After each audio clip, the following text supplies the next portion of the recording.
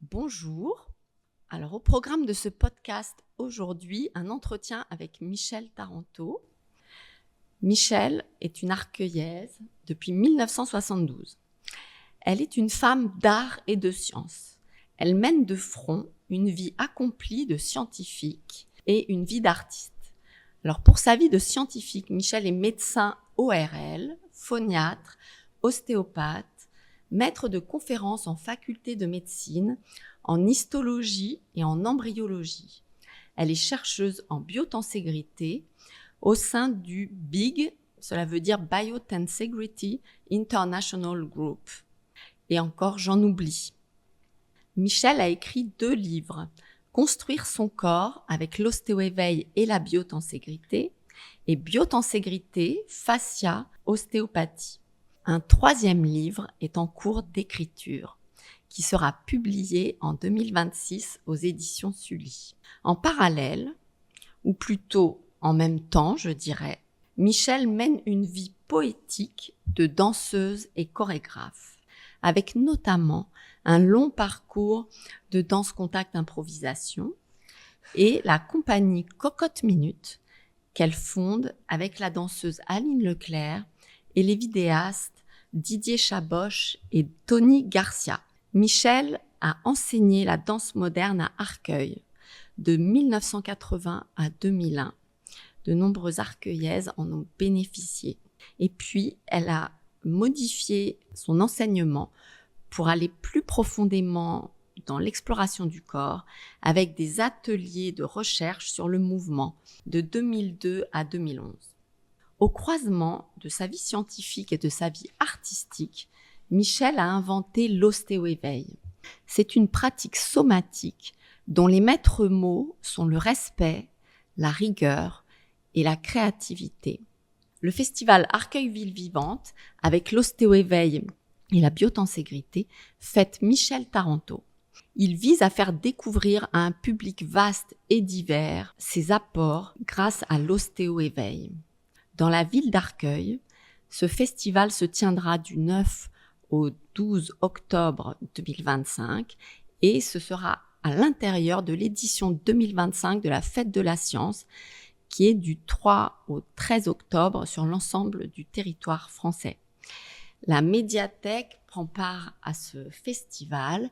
Vous pouvez pendant cette période voir à l'entrée de la médiathèque une petite exposition sur Michèle et écouter ce podcast. Alors pour ce podcast, nous avons Lou Delbois, une jeune arcueillesse de 9 ans qui est curieuse et enthousiaste, qui va interviewer Michèle. Elle s'est arrêtée intriguée au Forum des associations l'année dernière devant la pancarte Art et Sciences de mon stand d'ostéo-éveil. C'est pourquoi c'est elle aujourd'hui qui pose des questions. Donc dans le principe de cet entretien, vous avez donc Lou qui pose des questions à Michèle. Lou, je te donne la parole. Fréquentez-vous les médiathèques ?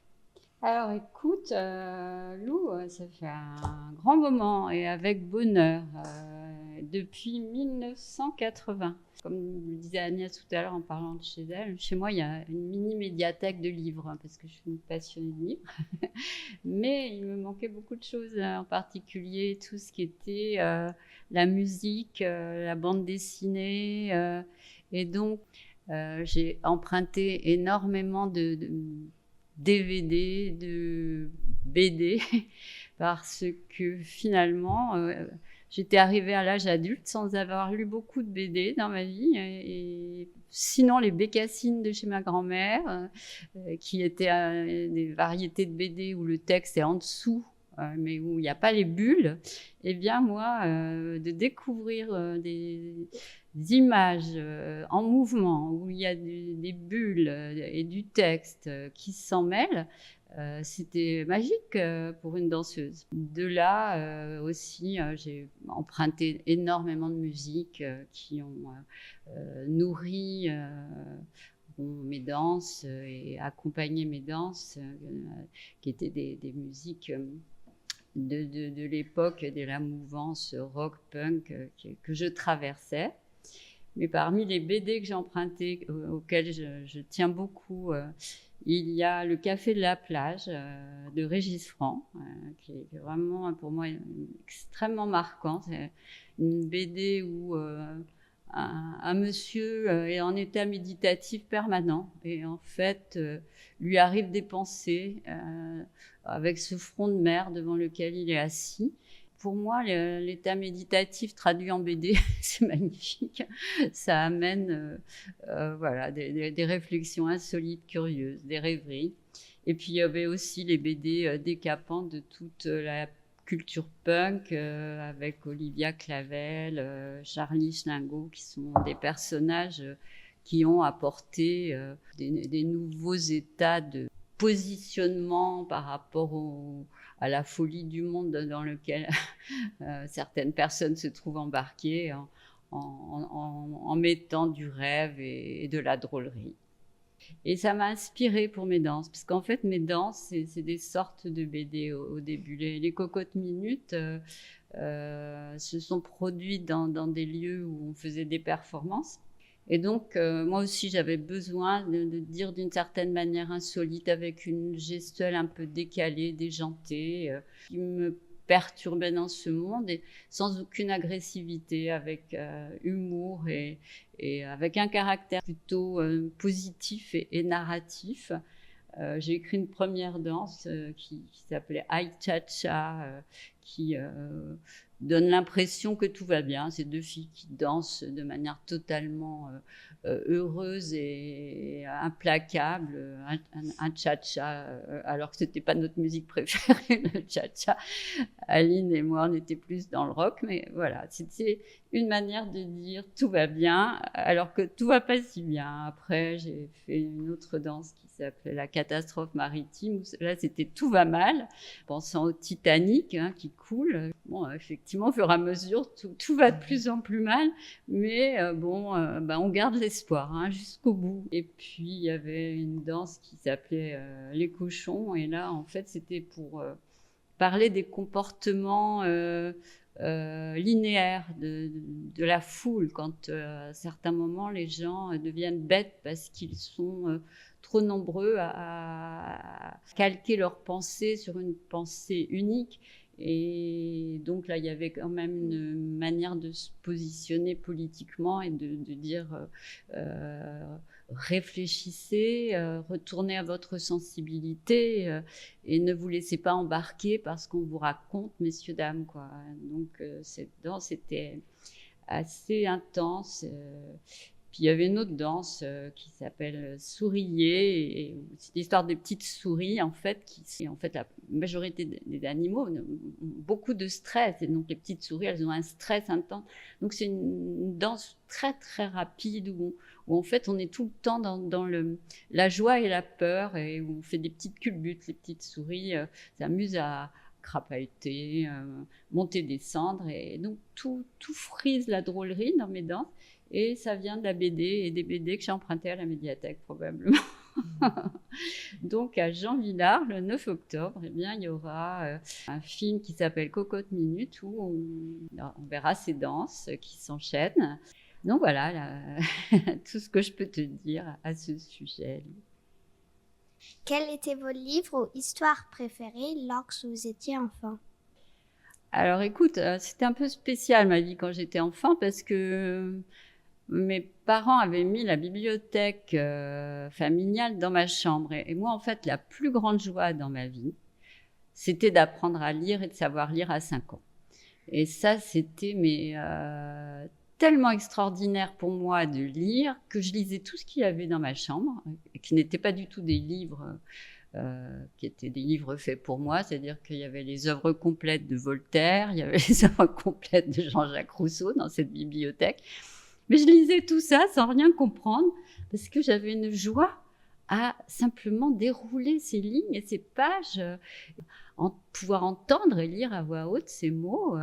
Je me couchais de plus en plus tard, la lumière était allumée de plus en plus tard, et c'était la joie vraiment de la lecture, pour la lecture. Alors ensuite, il y avait quand même des livres phares qui sont restés, comme des livres qu'on m'a offerts. Tu vois, le livre de La Jungle, par exemple, était sur les rayons de la bibliothèque.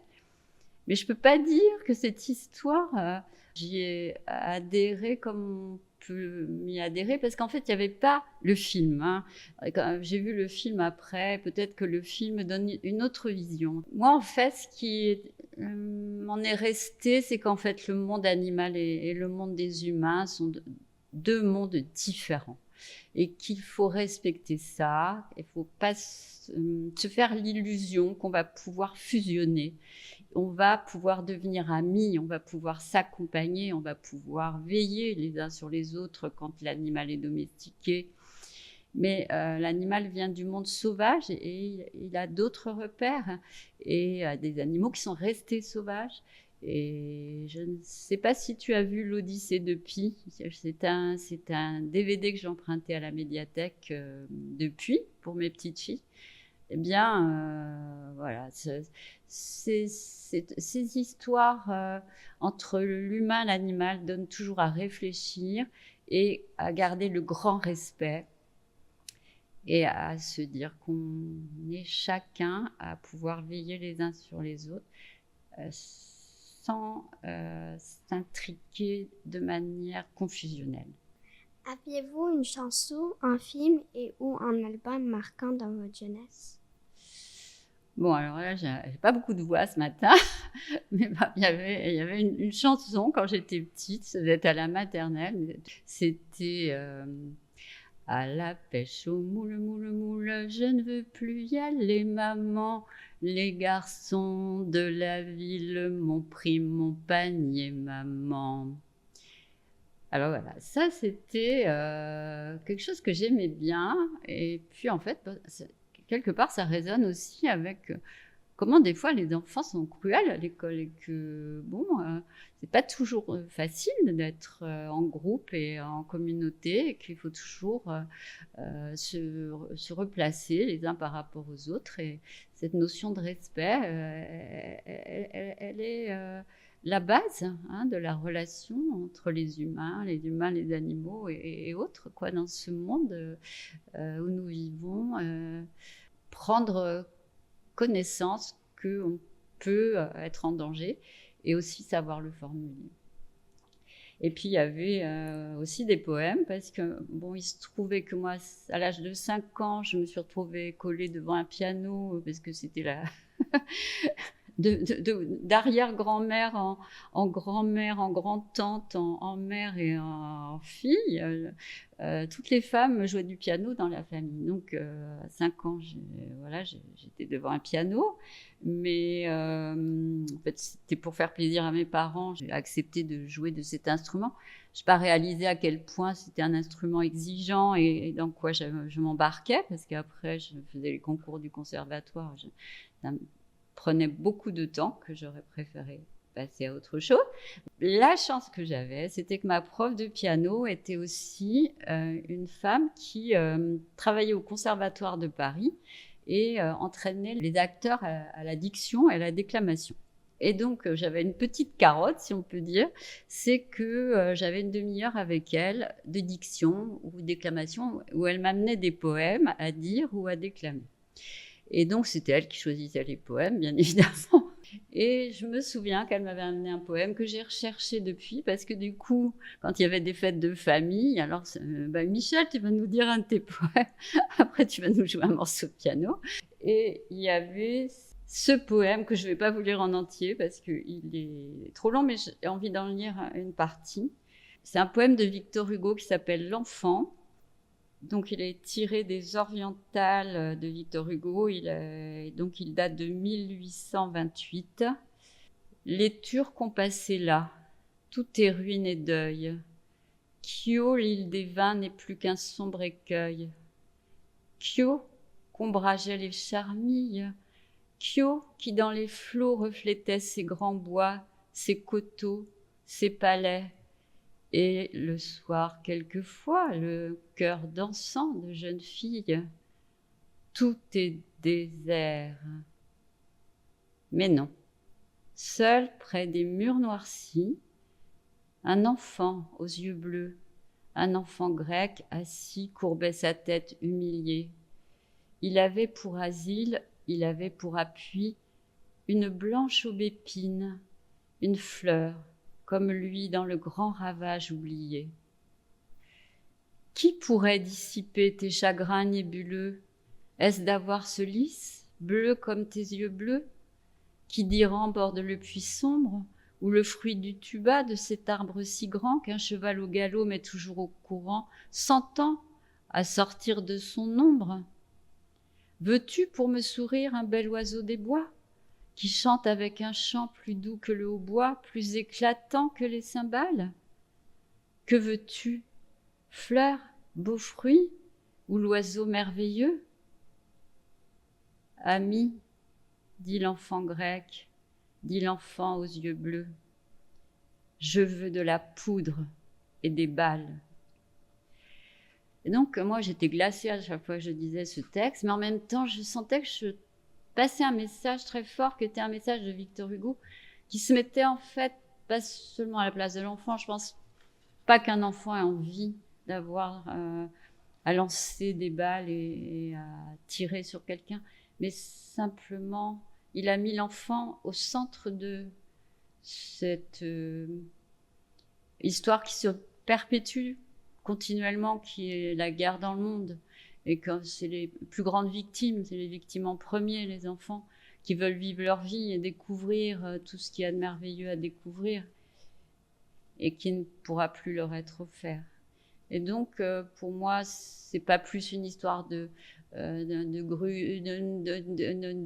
peuple grec avec les Turcs ou d'autres peuples. C'est une histoire universelle qui nous concerne tous aujourd'hui. Et par le monde, beaucoup de lieux sont en guerre dont on n'entend pas parler. Et il y a aussi, bien sûr, tous ceux dont on parle. Et c'est vraiment la cause des enfants qu'il est important de défendre en premier et d'arrêter ces guerres. Y a-t-il des œuvres ou des artistes qui ont influencé votre parcours scientifique? Et j'ai, disons, envie de parler de André Leroi-Gourhan, donc, qui était un ethnologue, archéologue et historien français, qui était, puisqu'il nous a quittés en 1986. Et donc, cet homme a écrit un livre très important pour moi, que j'ai lu et relu, mais que j'ai ressorti récemment, qui s'appelle « Le geste et la parole ». Et donc, il montre qu'en fait, l'homme a évolué pas seulement sur le plan biologique, mais qu'il a aussi évolué en développant les techniques. Et donc, le fait qu'on se soit redressé, qu'on soit sur nos deux jambes, donc qu'on soit un bipède, a fait qu'au lieu d'être à quatre pattes, on a libéré nos mains. Nos mains étaient libres. Et ces mains, elles ont pu se prolonger par des outils plus ou moins sophistiqués qui permettent d'agir sur le monde qui nous entoure. Et donc, il a appelé l'homme Homo faber, l'homme qui fabrique, aussi en référence avec Bergson qui avait déjà dit ça. Bien sûr qu'on peut voir des grands singes, des primates, des chimpanzés qui utilisent des outils, ils commencent à fabriquer. Mais disons que nous, on a poussé très très loin la technologie. Et en fait, Leroi-Gourhan donc, a suivi l'homme et sa manière d'évoluer, observer qu'en fait la technique aussi modifie le corps humain, et donc que c'est visible dans les comportements de l'homme et aussi que sa créativité a été changée par la technologie. Donc ça c'est quand même une réflexion importante. Il a aussi montré que le fait que la face avec les mimiques se développe, c'est-à-dire qu'on a vraiment une telle richesse de mimiques chez l'humain, que d'un seul coup, cette partie du crâne devient prépondérante d'un côté, mais que de l'autre côté, il y a le cerveau qui, lui, peut prendre sa place et se développer encore plus. Et donc, ces pôles-là, il les a mis en relief et il a beaucoup écrit à ce sujet. Il s'était beaucoup intéressé aux peintures rupestres et c'était déjà très beau. Et ça indiquait déjà que l'homme préhistorique avait un imaginaire, avait aussi avait le sens artistique et vouloir pérenniser aussi, laisser sa trace, c'est quelque chose, quoi. Penser à ça, c'est du registre de l'humain. Un autre monsieur qui est très important aussi, pour moi, c'est Henri Laborie, qui n'est plus de ce monde non plus, qui était médecin, neurobiologiste, philosophe, qui a été très connu pour ses travaux sur le comportement humain, et en particulier son ouvrage L'éloge de la fuite. Eh bien, il nous montre dans cet ouvrage que notre cerveau est programmé pour répondre à la peur et au stress, soit par la lutte, soit par la fuite, soit par l'inhibition de l'action. Alors, l'inhibition de l'action, ça veut dire qu'on est tellement terrorisé qu'on ne peut plus bouger. Or, cette inhibition de l'action, elle va générer dans le corps de la personne du stress chronique. Le stress chronique, ça va donner des pathologies, ça peut donner des ulcères à l'estomac, ça peut donner des maux de ventre chroniques, ça peut donner des maux de tête chroniques. Et donc, pour lui, qui aussi avait un point de vue politique et qui trouvait que nos sociétés étaient trop hiérarchisées, il a proposé comme solution, entre guillemets, supplémentaire et pour s'en sortir, la fuite. Et donc, il a donné sa place à la fuite, c'est-à-dire que pour lui, la fuite, c'est un acte de résistance. C'est pas une lâcheté, c'est une solution positive qui permet d'échapper au stress chronique. Et donc, je l'honore pour ça. Et puis, il y a aussi Boris Cyrulnik, qui est toujours de ce monde, qui est un monsieur, c'est un grand monsieur, psychiatre, éthologue, psychanalyste, né en 1937, qui est connu pour ses travaux sur la résilience, c'est-à-dire la capacité de rebondir dans l'adversité et de se reconstruire dans les situations de drames collectifs, comme les catastrophes naturelles, les guerres, les attentats. Et donc, comment se reconstruire? Eh bien, en transformant activement le traumatisme. C'est-à-dire, lui, il propose des solutions thérapeutiques où il verbalise avec la personne pour trouver le moyen de lui donner une autre forme au traumatisme et qu'il puisse être absorbé, qu'il puisse être vivable par la personne. Et lui a eu à faire ce travail puisqu'il était d'une famille juive qui a survécu, lui, en tant qu'enfant, à la déportation. Puis sinon, sur le plan artistique, eh bien, pour moi, il y a Kenneth Nelson qui avait réalisé des tours en tenségrité qui ont inspiré Steve Levin et la biotenségrité qui elle-même continue d'inspirer mes recherches en ostéo-éveil. Y a-t-il des œuvres ou des artistes qui ont influencé votre sensibilité artistique? Alors, en fait, on peut dire que c'est toujours pareil. On prend les noms qui vont ressortir sont les noms du présent, mais pour moi, c'est toute une histoire. Et à chaque fois, tous les artistes ont bénéficié de leurs prédécesseurs et tous les courants artistiques ont bénéficié des essais et erreurs et aussi de la beauté de ce qui a été posé par les prédécesseurs. Donc les prédécesseurs qui étaient les classiques, les impressionnistes, les cubistes, ont amené à sûrement, sans qu'on voit trop clairement ces influences, production de Pierre Soulages, qui est un monsieur qui a dépassé les 100 ans. Il a vécu de 1919 à 1922, né à Rodez, dans l'Aveyron, et c'était un peintre abstrait. Et la première fois que j'ai vu, parce que j'avais demandé à mes parents, quand j'étais enfant, de m'abonner au Jardin des Arts. Alors, ils n'avaient pas très bien compris. Je ne demande pas d'avoir un Picsou, enfin pour moi je recevais le Jardin des Arts et c'est pareil, je ne devais pas comprendre grand chose, mais quand est arrivé Pierre Soulages avec ses grands aplats de noir qui brillaient et dans lesquels il y avait des stries, je me suis dit mais c'est extraordinaire, je veux voir ces peintures, je veux aller à Paris les voir au musée. Et donc en fait il prenait la peinture, il l'étalait sur la toile et après avec une spatule il faisait du relief et ça donnait des brillances, c'est-à-dire qu'en fait lui il voulait faire interférer la lumière et la peinture et que ça donne voilà, des sensations qui sont du registre vibratoire, quoi. D'un seul coup, la matière se met en mouvement. Et donc, ça m'a toujours fascinée. Tout à fait. Antérieurement, il y avait un monsieur que j'aimais beaucoup aussi, et puis je continue de beaucoup aimer, c'est Jérôme Bosch, un peintre figuratif apparenté au primitif flamand. Et donc, lui, il représentait des multitudes de scènes avec des personnages qui faisaient des scènes de la vie quotidienne. Et tout ça était réparti sur une toile. Et il y avait une richesse d'événements qui se passaient en même temps. Et voilà, ce fourmillement aussi dans les toiles, je trouve ça très, très, très passionnant. Parce qu'au fur et à mesure où on approche, on dit « Ah, mais il y a ça là, puis il y a celui-là qui est en train de faire ça. » Enfin, voilà. Avez-vous un livre de chevet?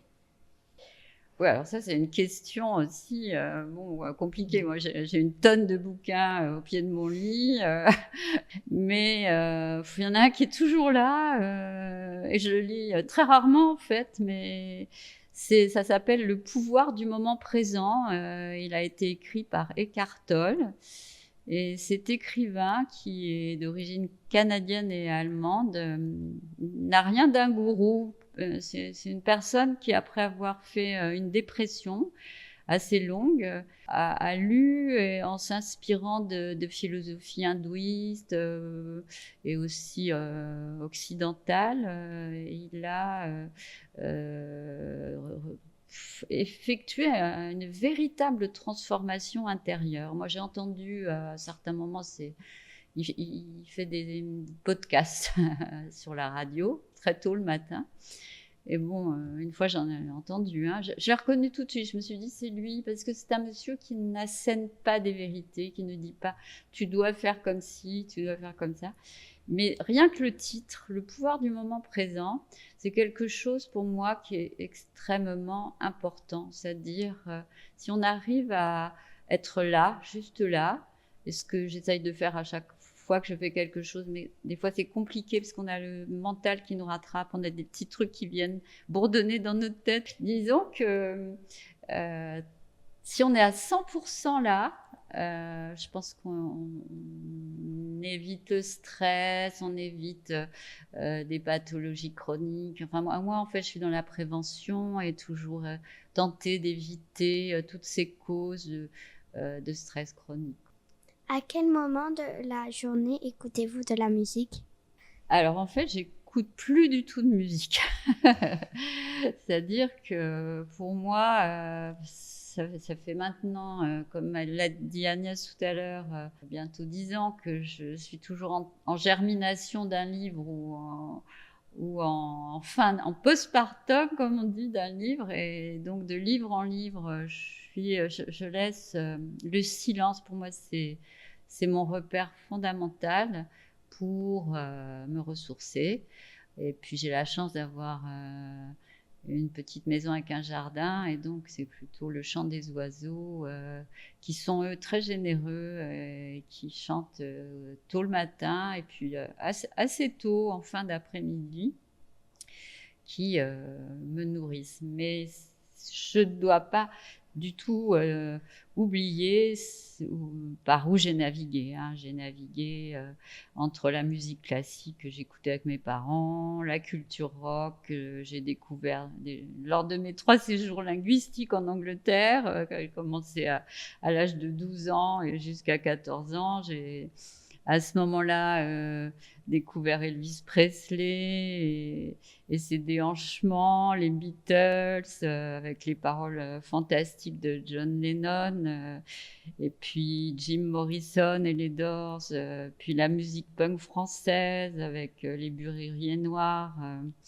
et leurs concerts qui étaient des déploiements d'énergie unique en leur genre, qui étaient à la fois punk et burlesque, où se mêlait l'énergie musicale, l'engagement politique, la drôlerie. Et ils ont résonné et inspiré la période de nos performances Cocotte Minute entre 1984 et 1995.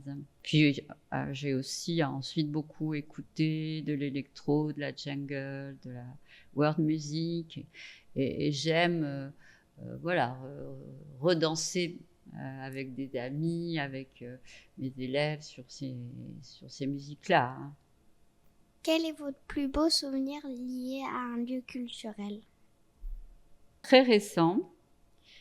Enfin, pas si récent, mais quand même récent. Pour moi, enfin, dans ma mémoire et dans le choc, c'était l'exposition Basquiat à la Cité de la Musique en 2023, où dans chaque salle se mêlaient ses musiques préférées en rapport avec ses tableaux et ses peintures. C'est-à-dire qu'ils ont fait un travail considérable d'associer, comme c'était un artiste qui a new-yorkais qui a eu une vie très courte, hein, il a quitté ce monde à l'âge de 28 ans et qui a fait une carrière fulgurante où il est passé de street art à la reconnaissance des galeries internationales en un temps très court.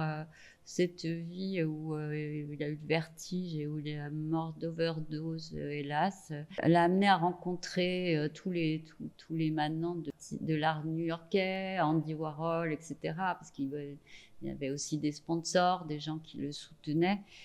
Et tout ça, en fait, a été à la Cité de la Musique. Ils ont réussi à nous mettre dans l'ambiance extrêmement dense, chargée, fulgurante de cet artiste, parce qu'ils ont ajouté dans chaque salle des musiques de maintenant, du rap, etc., qui donnaient une énergie supplémentaire à ces œuvres, dans laquelle il y a des squelettes, il y a des graffitis, il y a des collages.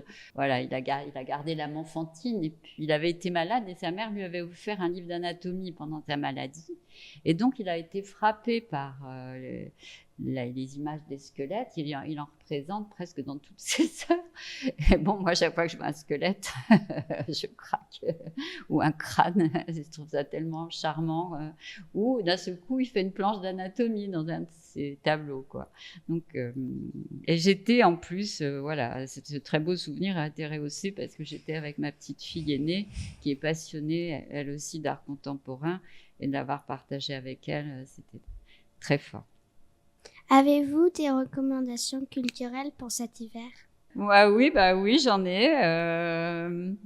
Alors, il y a l'exposition au Grand Palais de Niki de Saint-Phal, Jean Tinguely et Pontus Hultén. Ça, je suis allée la voir avec ma petite fille aînée il y a quelques semaines. C'est extraordinaire parce que Pontus Hultén, c'était le premier conservateur du musée du Centre Pompidou de Paris. Et donc, au-delà du talent des artistes, où se mêle la force du mouvement des machines, celle de l'amour entre deux êtres, Niki de Saint-Phal et Jean Tinguely, eh bien là, on voit vraiment surgir l'amitié entre trois personnes ultra compétentes qui réussissent à faire aboutir leur collaboration. Et donc, il y a bien sûr le plaisir de revoir les œuvres, les nanas, ces femmes très volumineuses de Niki de Saint-Phal, qui sont toujours touchantes et puis ambiguës, où on ne sait pas si elles sont tristes ou contentes, toujours de l'émotion. Et puis, ces machines incroyables qui ont été mises en place par Tinguely, qui servent à rien, sinon à donner des questionnements au public. Mais c'est ça l'art, justement, c'est l'art de faire des choses qui servent à rien, qui créent de l'émotion et qui sont très magiquement orchestrées et assemblées, n'est-ce pas? Et bon, il y a aussi l'exposition Soulage que je vous conseille. Elle aura lieu au musée du Luxembourg. Alors ça va, les dates, c'est pour l'hiver, là, du 17 septembre au 11 janvier. Et puis, moi, j'ai une passion pour les grands singes. Hein. Je fais partie des personnes qui sont allées les voir dans la jungle de Bornéo, de Sumatra, les orang-outans. Et du coup, coup, je retourne régulièrement voir Nénette à la ménagerie du Jardin des Plantes, qui a maintenant 56 ans, qui est donc la vétérante des orang-outans. Elle a seule qui est vécue dans le wild, dans la jungle, avant d'arriver en zoo.